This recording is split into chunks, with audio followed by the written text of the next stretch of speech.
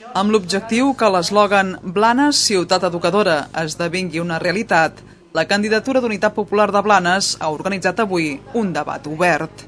Un debat que vol ser un espai on aplegar la diversitat de visions sobre el model educatiu que es vol per Blanes, de manera participativa i amb la implicació dels agents educatius.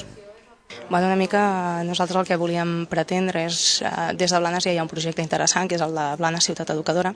El que passa és que poder no està arribant al seu punt més òptim. I llavors entenem que si ens trobem totes les persones que podem dir-hi la nostra, ja siguin pares o professionals de l'educació, sempre podrem ajudar a construir unes alternatives que treballant conjuntament, Ajuntament i societat, arribarem a que aquest projecte sigui un projecte que sigui interessant per dur a terme al nostre municipi.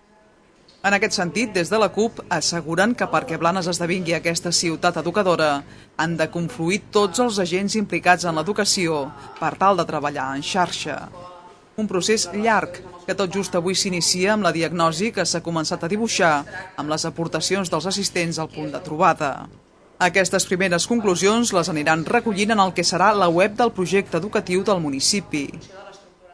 De moment és un inici d'un procés molt llarg, ja et dic que tot just estem en una fase de diagnosi.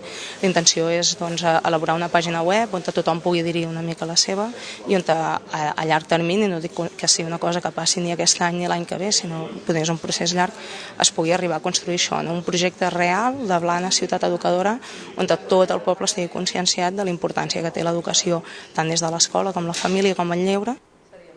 El projecte contempla també l'elaboració d'un mapa de recursos educatius i d'un pla per tal d'impulsar mesures reguladores que distribueixin l'alumnat als centres públics i concertats, tot optimitzant l'atenció a la diversitat.